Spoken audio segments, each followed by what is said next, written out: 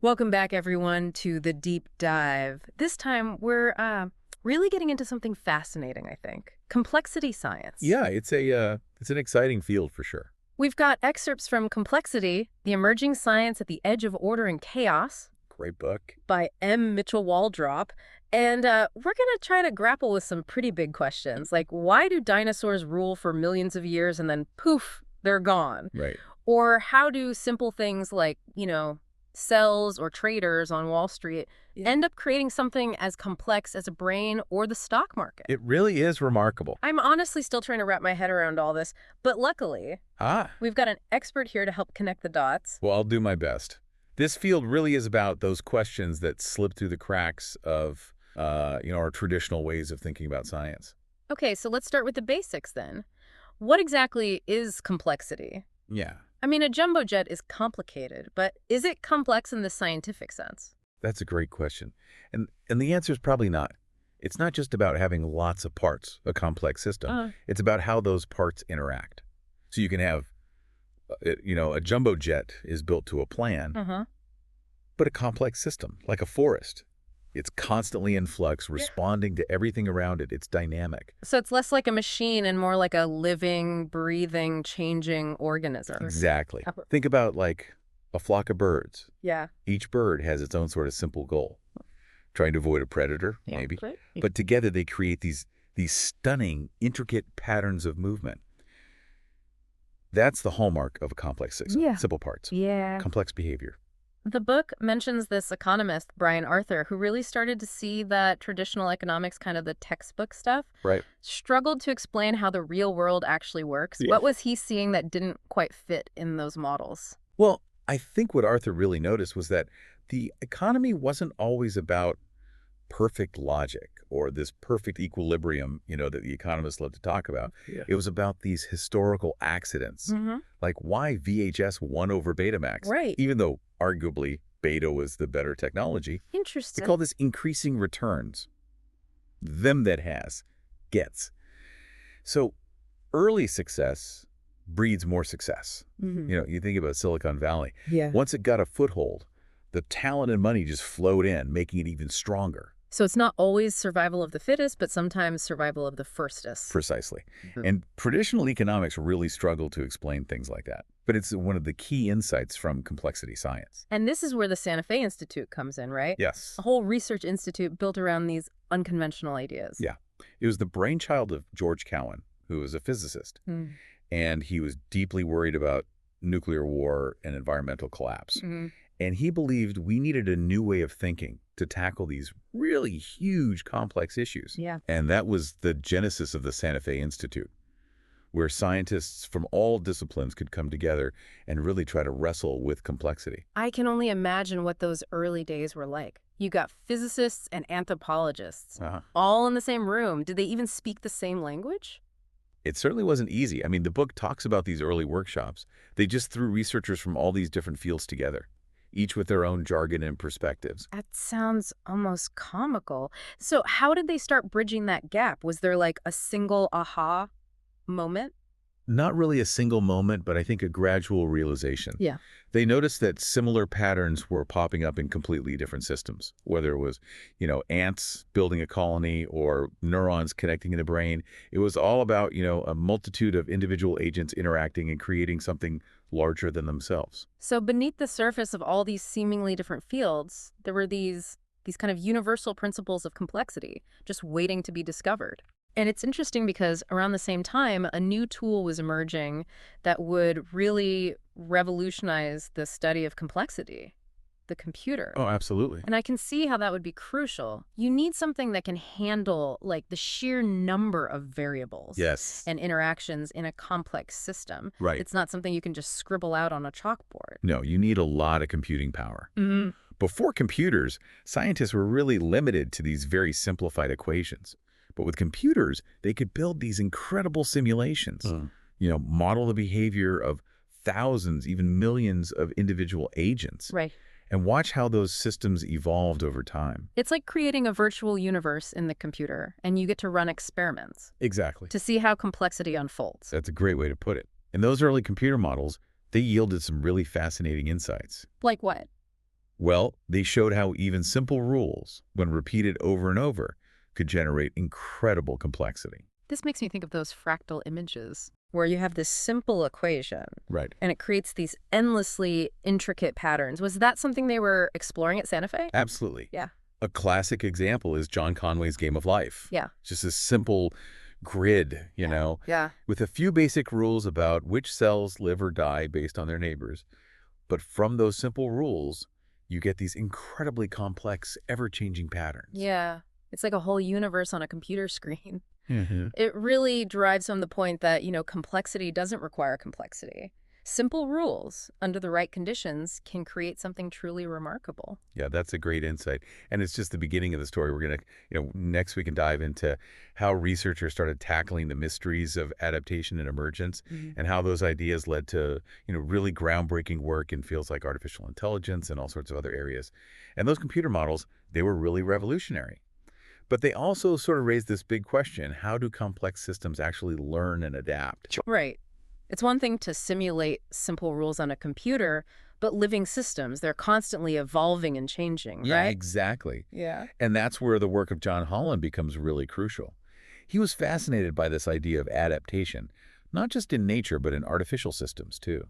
Yeah, the book talks about him a lot. He seemed like really fixated on this idea. Yeah, he was a pioneer. Hmm. And he proposed that complex systems, whether they're brains or economies, use what he called internal models. Internal models. Okay. Yeah, so imagine, like, your brain building a little simulation of the world, trying to predict what will happen next. Mm. That's an internal model. So it's like our brains are running these simulations constantly, just trying to figure out the rules of the game so we can make better decisions. Yeah, exactly. And those models aren't static. They're always being tested and refined as we interact with the world. Think about learning to ride a bike. Hmm. Your brain's building a model of how balance and pedaling and steering all work together. And when you fall, well, the model gets updated, and eventually you're cruising down the street. It's like trial and error, but on a much deeper level. Right. Like our brains are constantly tweaking their simulations based on what happens to us. Precisely. And Holland saw this same principle at work in evolution. Genes are like predictions for survival, tested and refined over generations by natural selection. Huh. He even saw it in economics, where businesses are constantly adapting their strategies based on what they think the market will do. So adaptation is all about refining these internal models, whether you're a brain or a species or even a company trying to stay ahead of the curve. That's a great way to put it, yeah. And Holland took this idea even further. He wondered, could we build computer systems that learn and adapt in the same way? Right. And this led him to develop something called genetic algorithms. I've heard of those.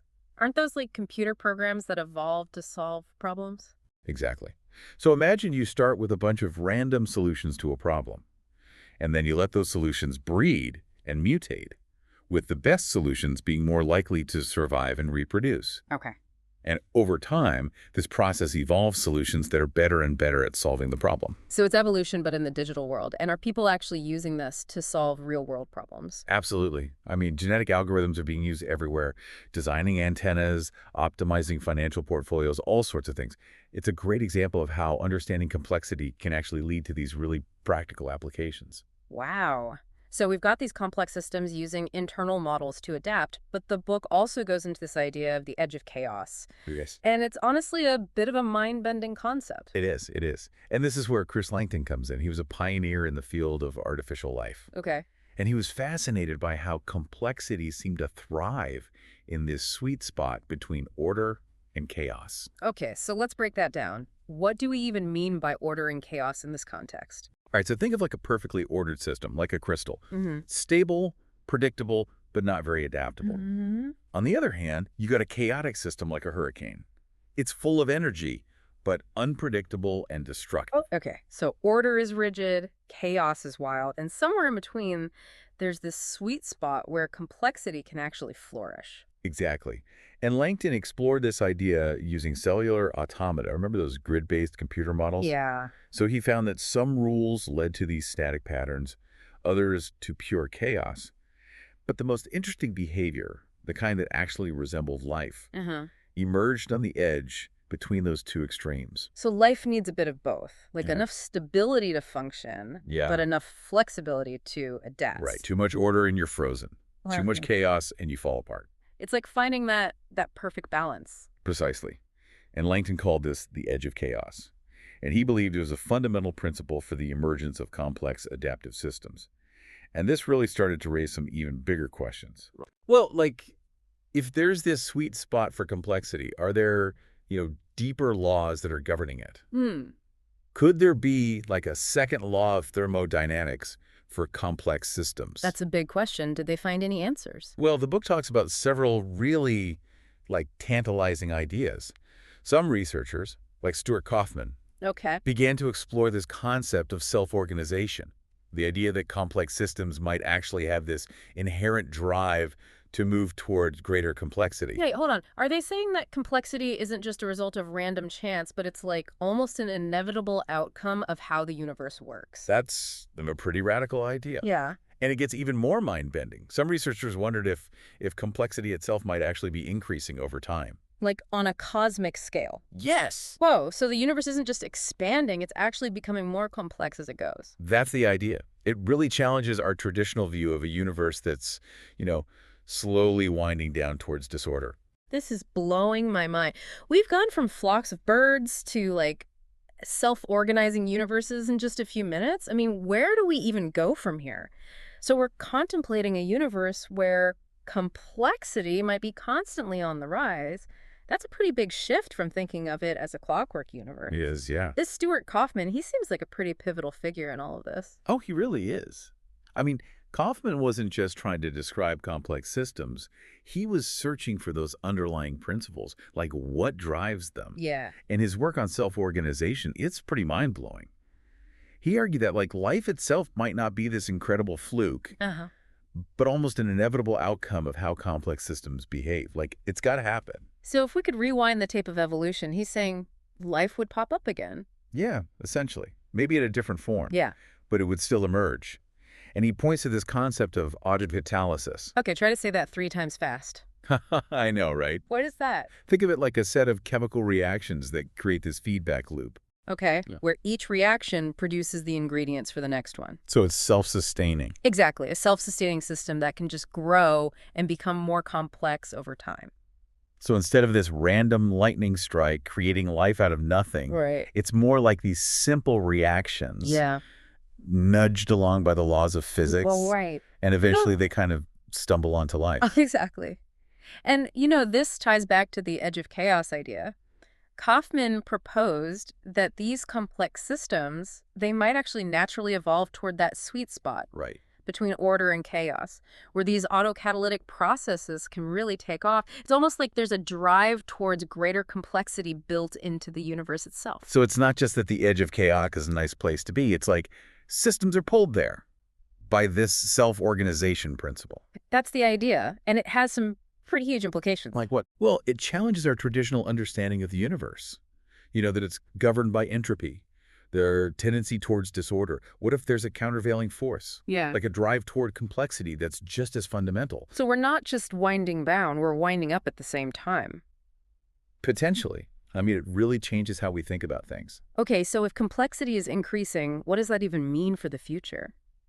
That's the beauty of complexity science, I think.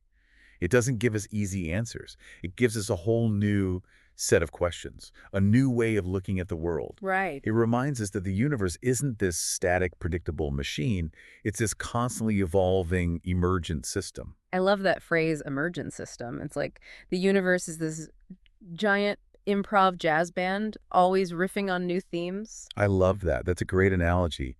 It highlights this need for a new kind of science, one that embraces uncertainty and emergence. Yeah. One that can help us navigate a world that's getting more interconnected and more unpredictable all the time. And this deep dive has really highlighted that interconnectedness. We've seen how the principles of complexity apply to everything from our brains Right. to economies to the entire universe. It's a framework that can connect all these seemingly different dots. Absolutely. And it's not just about understanding the world. It's about using that understanding to make better decisions. The book goes into some of those practical applications, like Brian Arthur's work on technological lock-in. Right. How early decisions can just ripple outward and shape the entire future of technology. Like the QWERTY keyboard, Exactly. we're stuck with it, even though there might be better layouts, just because it got that early foothold. Yeah, path dependence. Right. Really fascinating stuff. And understanding these lock-in effects, it can help us make more informed choices, you know. How about technology, policy, social structures even? It highlights how important it is to think about those long-term consequences, the unintended outcomes. So complexity science isn't just theoretical. It has these real-world teeth. It's like a call to think differently, to see the world not as this collection of isolated parts, but as this web of interconnected systems, all influencing each other. That's a great way to sum it up. We need to embrace this interconnectedness, acknowledge the uncertainty, be prepared for those emergent outcomes. It's definitely a challenge, but it's also an incredible opportunity To what? to create a more resilient, adaptable, maybe even more beautiful future. Well, this deep dive has been a real wild ride.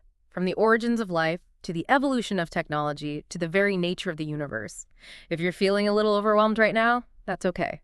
The beauty of complexity science is that it really does encourage us to lean into that feeling of awe and wonder. It reminds us that there's always more to learn, more connections to uncover, and maybe even a deeper meaning to find in this complex, emergent universe that we call home. Until next time, keep exploring.